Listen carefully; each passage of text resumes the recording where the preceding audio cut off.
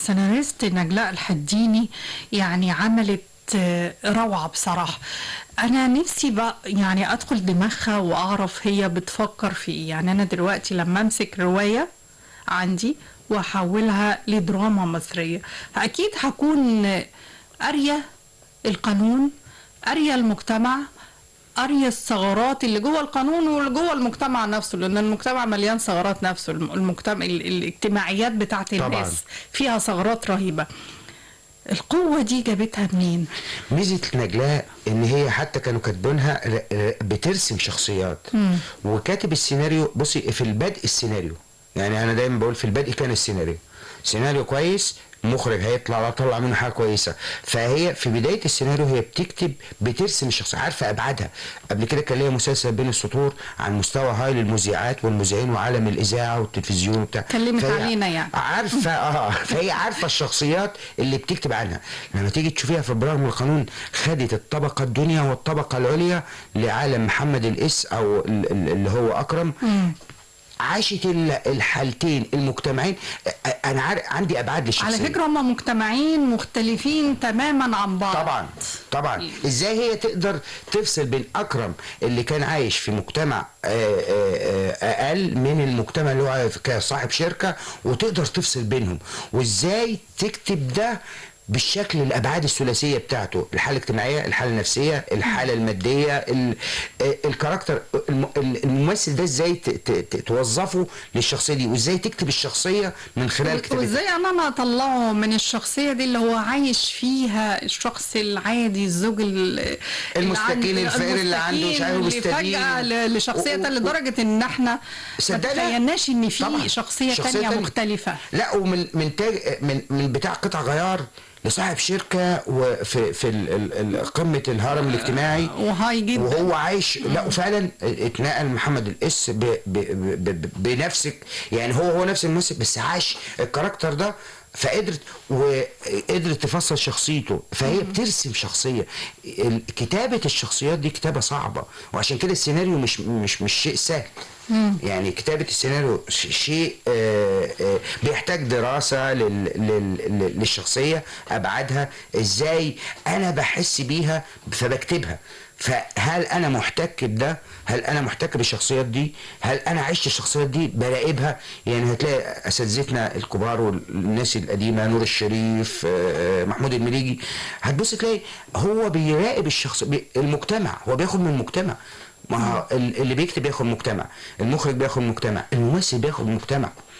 وبعد كده لازم المخرج والممثل يقعدوا مع المؤلف. للاسف اغلبيه السيناريوهات، انا فاكر الاستاذ يوسف ادريس كان عامل مسرحيه ملك القطن، وكان البطل فيها طيب احنا عايزه اقول لك ان احنا معانا السيناريست نجلاء الحديني على التليفون. اهلا وسهلا بيها، سيناريست شاطره. مساء الخير يا فندم. مساء الخير، ازيكم عاملين ايه؟ الحمد لله، وبنقول لك الف الف مبروك. ربنا يخليكي ويبارك فيكي، متشكره جدا. تسلمي. خلينا نتكلم عشان مش عايزه يعني اطول على حضرتك، لان انا عارفه انك خارج مصر. يعني المسلسل عشان اكتب سيناريو بالشكل ده لازم اكون ملمه بحاجات كتيره جدا في القانون وفي المجتمع وخباياه كمان. حضرتك معايا؟ ده حقيقي. الحقيقه ازاي حضرتك قدرتي تعملي المزج ما بين الاثنين؟ ازاي قدرتي تقري المجتمع بالقضايا الشائكه اللي موجوده فيه دلوقتي؟ اتفضلي. يعني انا عموما على مدار يعني طول ما انا ماشيه بيبقى في ملاحظات وبلاحظ الناس وبقرا عن المشاكل وبسمع عن اكثر حاجات بتبقى منتشره دلوقتي، بالذات في العلاقات ما بين الرجاله والستات، والحاجات كمان اللي ليها علاقه اكثر بالستات وبالمشاكل اللي بيلاقوا نفسهم فجاه من يوم وليله فيها وما بيلاقوش ليهم حلول، وممكن حاجات تقعد سنين وما لهاش حل. فدي حاجه اوريدي شغلاني ومهمومه بيها بقالي فتره طويله. غير كده بقى يعني المسلسل ده الحقيقه انا اشتغلت تقريبا اكتر من سنه. شغال عليه اكتر من سنه حضرتك؟ اه بالظبط اكتر من سنه. فكان عندي فرصه ان انا دراسه الشخصيات بشكل كويس وتشريح كل قضيه من اللي احنا بنقدمه في المسلسل. وطبعا عشان كانوا بيتعاملوا طول الوقت بمحامي عشان كل خطوه تبقى موثقه ونبقى عارفين يعني هتروح السما مش هتروح، طب هتتحبس مش هتتحبس، يعني كل الخطوات دي كان معانا، يعني كان معايا محامي من اول لحظه لحد دلوقتي يعني لحد نهايه كتابه الحلقات. طيب حضرتك يعني انا مش هحرق المسلسل، احنا لسه في الحلقه الثامنه النهارده او التاسعه النهارده باذن الله ان شاء الله. شخصيه اكرم واحمد قدرتي حضرتك تنقليهم نقله غريبه جدا، يعني ازاي قدرتي تعملي التوليفه دي؟ بصي يعني مش عارفه اقول لك ايه والله، يعني هي يعني يمكن التوفيق من عند ربنا اكتر حاجه، بس انا يعني كنت عايزه اعمل عمل جد بيناقش قضايا مهمه، وفي نفس الوقت يبقى فيه عنصر تشويق عشان يبقى المشاهد كمان حابب ان هو يتابع القصه، ما تبقاش مجرد قصه اجتماعيه عاديه يعني احداثها تقليديه، ما تبقاش فيها حاجه بتشده. وكمان يبقى فيه سؤال طول الوقت مطروح، ويبقى كل قفله حلقه بتخلي المشاهد عايز يعرف ايه اللي هيحصل بعد كده. يعني كل ده كان في دماغي وانا شغاله، ويبقى فيه كمان علاقات انسانيه بجانب يعني المشكله الكبيره اللي بتتعرض ليها البطله، بس هي عندها علاقه انسانيه قويه بالاب، يعني يبقى عندنا برضو الجوانب الايجابيه وعلاقتها القويه جدا باختها، عندنا ده وده، يعني بحيث ان احنا تبقى ترسمي كل شخصيه كما كان، يعني زي ما الكتاب ما بيقول ومن واقع المجتمع المصري. الحمد لله الحمد لله ربنا يخليك. انا يعني بالعكس يعني واخد صدى جميل جدا، وعايزه اقول لك بالاخص مع السيدات، لانك بتناقشي وبتتطرقي لمواضيع كتيره جدا، ودايما بقول للسيدات اتفرجوا عليه لانه فعلا بيناقش قضايا مجتمعيه مهمه جدا لازم ننتبه ليها. لكن انا معايا كمان الفنانه الرائعه المبدعه اللي انا معجبه جدا بشخصيتها، جوري بكر. مساء الخير. مساء الخير على حضرتك ومساء الخير على الساده المستمعين. وازي حضرتك يا استاذ؟ ازي حضرتك يا استاذه جوري؟ الحمد لله. جوري بكر، يمكن احنا تابعناكي في اكتر من مسلسل، ويعني ابتدي من جعفر العمدة، وكانت الشخصية القوية، المرأة القوية، ويعني كنت واخدة اعجاب مجتمعي بصراحة، خليني اقول، واعجابي انا شخصيا. شخصيتك النهاردة يعني في مسلسل برغم القانون المحامية القوية فيها شوية من العنف، يمكن يكون في ربط شوية ما بين الشخصية في مسلسل قبل كده والمسلسل ده. هل ده نابع من شخصية جوري نفسها، ولا يعني انت حابة الدور ده؟ لا خالص، هو مش نابع من شخصيتي خالص، هو حاجة مختلفة تماما عن شخصيتي، أنا مش كده خالص في الحقيقة.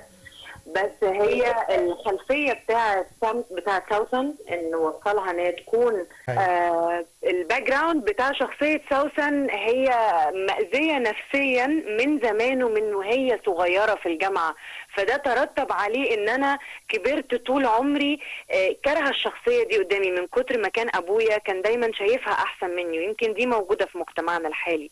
يعني هي اللي هو كان دايما يقول لي ان ليلى احسن منك وفي الدراسه احسن منك وبتشتغل احسن منك ودرجاتها احسن منك، يمكن الموضوع ده هو اللي وصل سوسن تكرهها بالطريقه دي.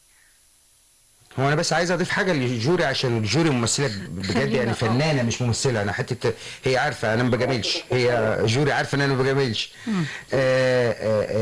الشخصيه دي مختلفه عن اللي بتعمله قبل كده جوري.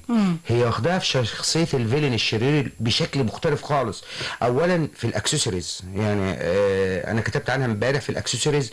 هي كان على ما اظن المصمم وانا كنت عايزه اسالها السؤال ده، هي اللي اختارت ولا حد اختار لك؟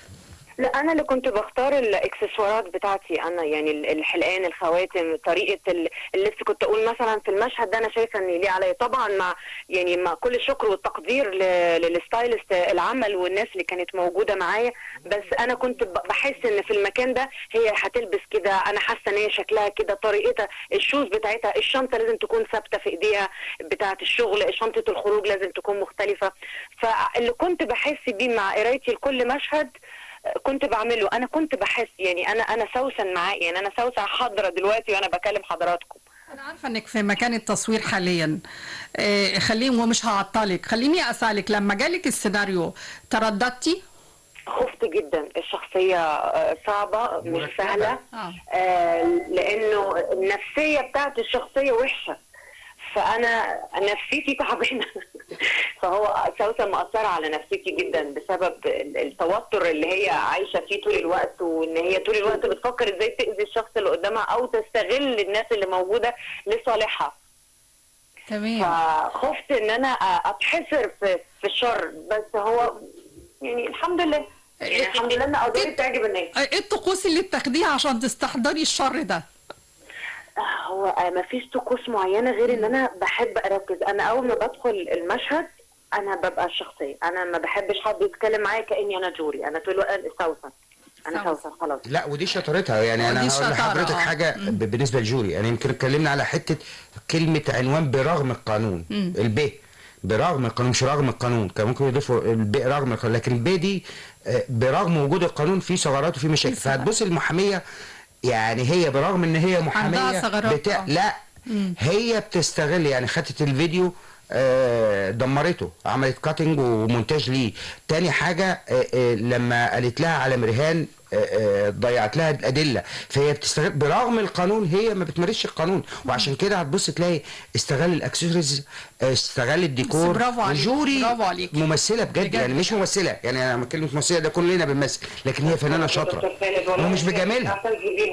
أنا بشكرك جدا جدا فعلا يعني، وبحييكي على الدور لأنه دور أتقنتيه جدا، طلعتي كل فعلا اللي قريتيه استحضرتيه وانتي بتمثلي الدور. لا ده مش تمثيل، ده حسستيني ان دور حقيقي لدرجه ان انا سالتك. بس كل شخصيه اذتني لدرجه ان انا بقول لك هل ده من شخصيتك ولا لا. شوفي يعني اقنعتيني لدرجه ايه، قلت ممكن تكون هي عنيفه مثلا.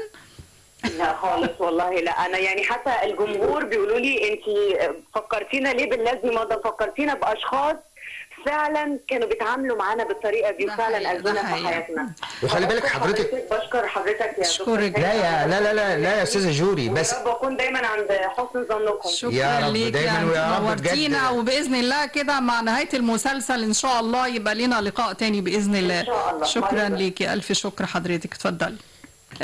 الناقد الفني الدكتور خالد عاشور، أنا سعيدة جدا بالحوار، لولا يعني خلاص وقت البرنامج انتهى، لكن الحوار معاك لم ينتهي إن شاء الله، ولينا لقاءات تانية بإذن الله.